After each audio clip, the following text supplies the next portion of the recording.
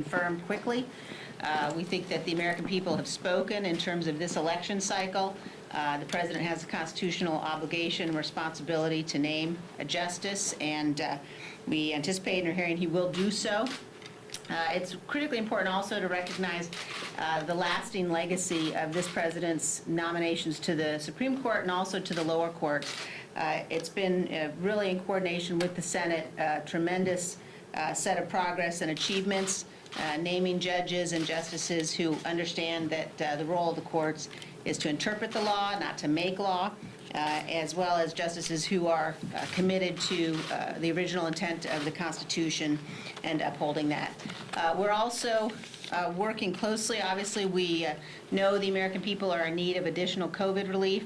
The extent to which we've watched this speaker time and time again choose the very most partisan approach with respect to relief packages, putting packages on the floor that she knows will not pass the Senate, she knows will not end up at the president's desk, and therefore will not help the American people. At a moment when people's lives are on the line, at a moment when people's livelihoods are on the line, she's demonstrated again and again a cynical approach to leadership that is absolutely not responding to the needs of the people and putting the people at risk. And so we are very proud to be able to continue to fight this fight, and we have taken important steps to move legislation. One of the only tools that the minority has is a discharge petition, and so it's my pleasure to turn things over now to the Republican leader of the Small Business Committee, Mr. Shabbat, to talk about a discharge petition that we've got on the floor shortly here in the next few days. Thank you. Thank you, Liz. And I want to thank our colleague, Congresswoman Jamie Herrard Butler, for her leadership on the discharge petition itself. It would basically allow a bill that I had introduced about a month ago to come forward and give those who have already received a paycheck protection program loan a second opportunity to get one if they can prove they really need it. Their drop in revenue has been 25% or more, or it would let small businesses who didn't make it in the first round to receive a paycheck protection program loan. America's small businesses are absolutely critical to the economy. About half the people who work in America work for a small business. About 70% of the new jobs created in the American economy are created by America's small businesses.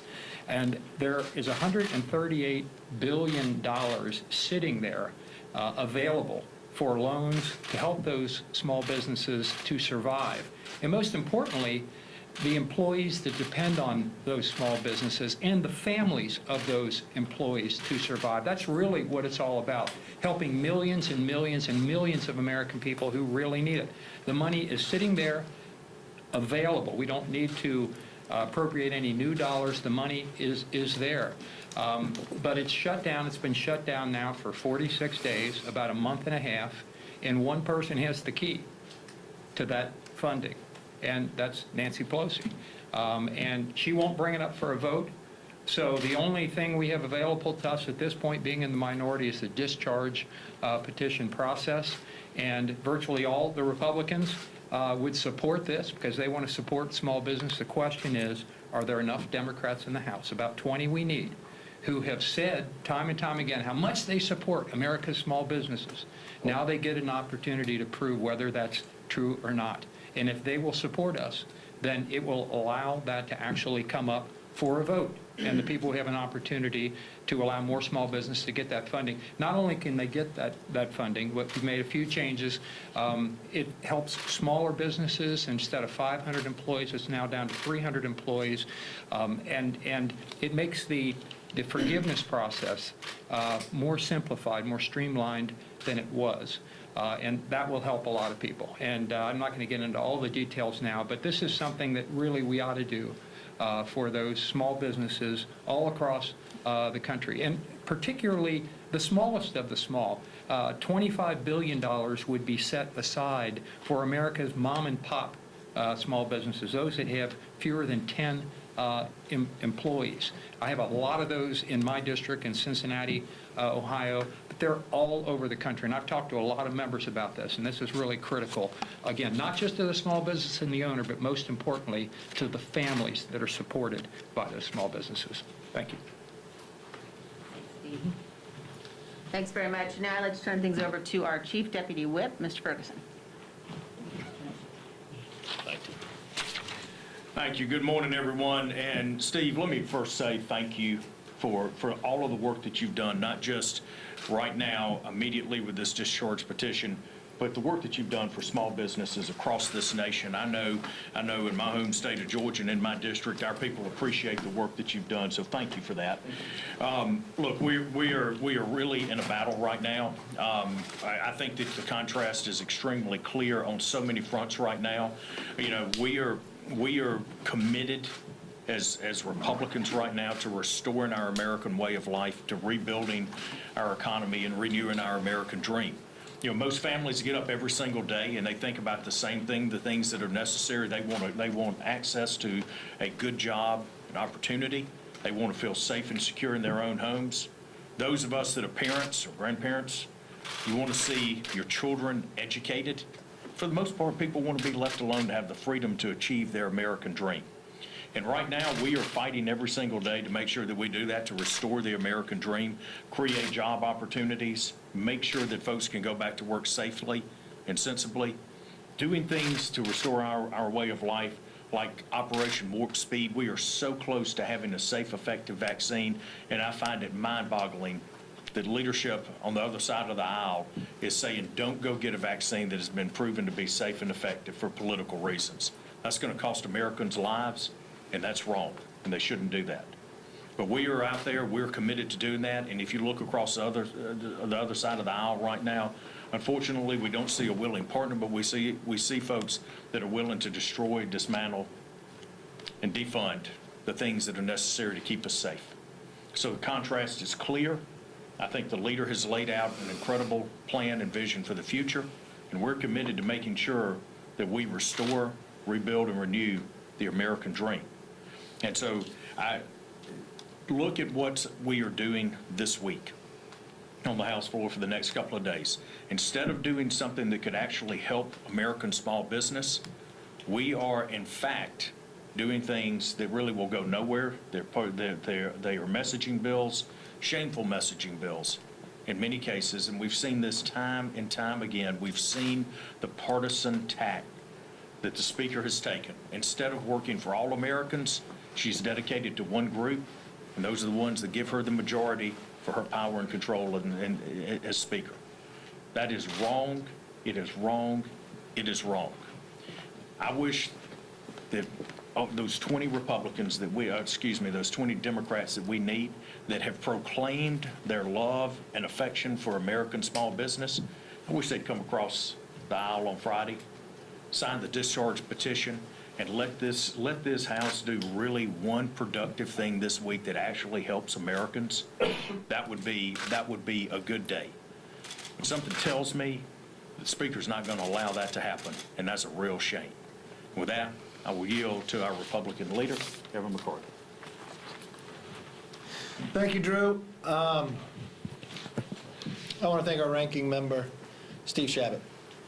When we sat and we watched that COVID coming forth from a foreign land, we needed to prepare. We needed to make sure small business would have a bridge to be able to survive. It was Steve Shabbat's leadership that actually created the Paycheck Protection Program. That it could save already 51 million jobs. No one knew, because China lied to all of us, of how long COVID would linger. So we do know now the facts. Steve Shabbat continued to work with small businesses throughout this nation, so we can modify it. With his work and Chip Roy's, we were able to do that. But now we know that these small businesses, if I just look at Goldman Sachs' 10,000 Small Business Report, it says 36% of small business owners will be forced to lay off employees or cut wages if Congress does not act by the end of September. Well, we have one common denominator, and every time we tried to bring relief to the American public, unfortunately, Speaker Nancy Pelosi always slowed it down. Just getting the CARES Act through, she slowed that more than a week. No telling how many Americans were laid off because of her actions. When we watched how successful the Paycheck Protection Program was, that it was going to run out of money, the Secretary of Treasury came a month in advance to warn us to ask for more money. Not to change the program, but just supply more so more jobs could be saved. We all know where we were at that moment, on late night television, with Speaker Pelosi in front of her refrigerator, telling the world no. She delayed it even longer, no telling how many more Americans were laid off because of her action. Now we watch that she picks politics over people once again. That she has denied the ability to have a relief package move through. Schumer, because in the Senate a minority could stop even the debate, has not even allowed the debate to come through. We know those who are unemployed need help. We know those in small businesses, that 36% that are going to lay people off or shut their doors. They need help. We know schools need the assistance with protection. But then again, there's one common denominator, Speaker Pelosi. She said back before August we would not leave, but she sent everybody home. She called us back in an emergency, and when Republicans put on the floor resources, PPP and others for schools, the Democrats voted no. Will the other Democrats follow suit? Will they pick politics over people? Will they pick politics over their own constituents? Well, now we have an opportunity, thanks to Congresswoman Jamie Herrera Butler. She put forth a discharge position, and just so America understands what that is, if the Speaker, with all of her power, and those in the Democratic Party that continue to back her and vote with her, will not allow the idea to come to the floor to help those in need, there's one rule, a discharge petition. All it takes is to put your signature down.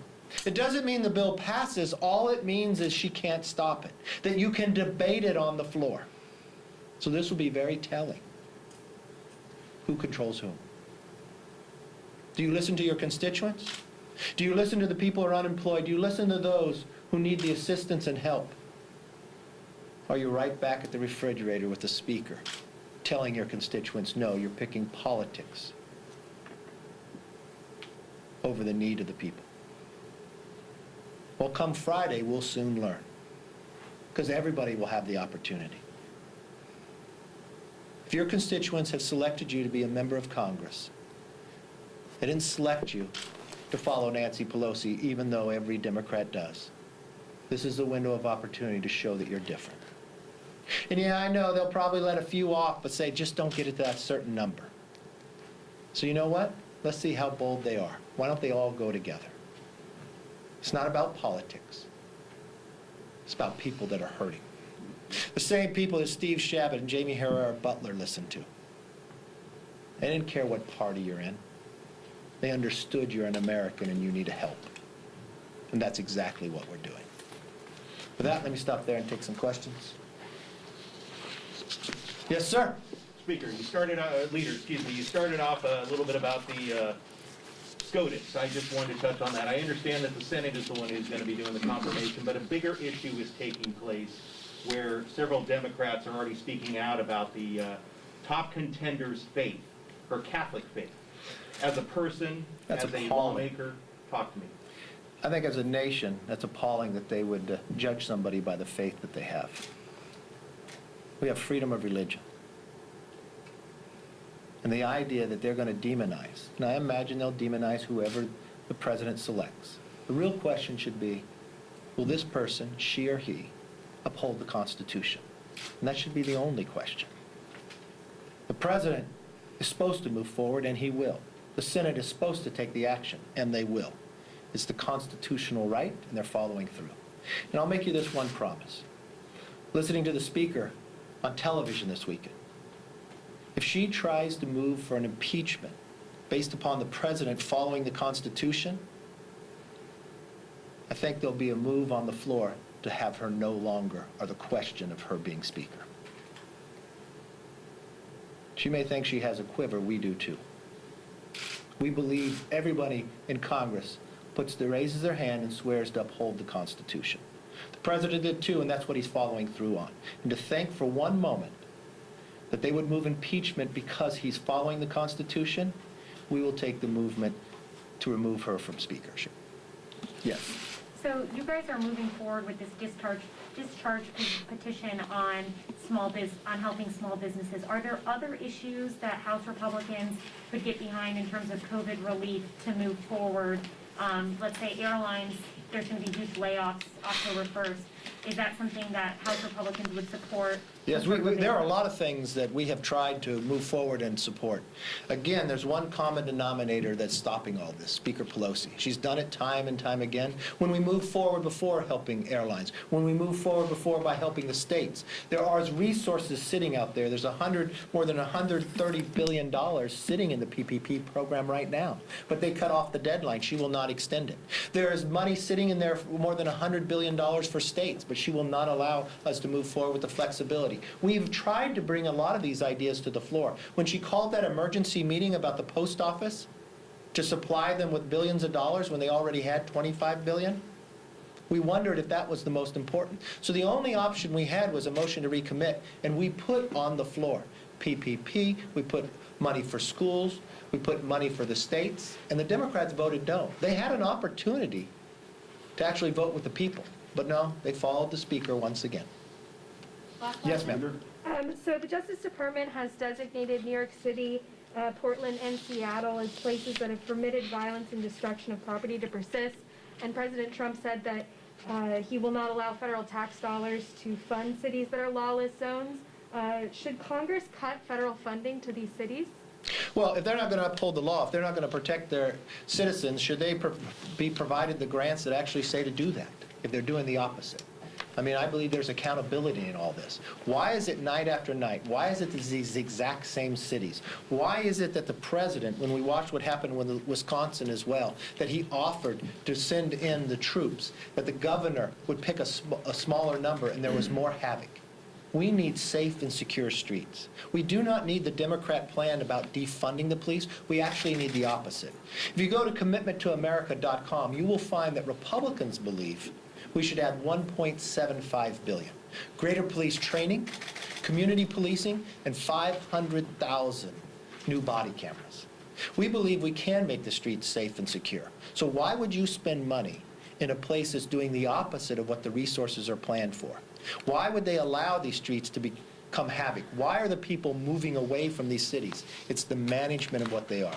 I've got to go to the White House, but you had a question. Well, Mr. Leader, Democrats were going to bring up their cannabis bill this week, the MORE Act. They were going to bring it up last week, too. Yeah. They were going to bring it up a couple weeks before. But you come from a state where marijuana is legal.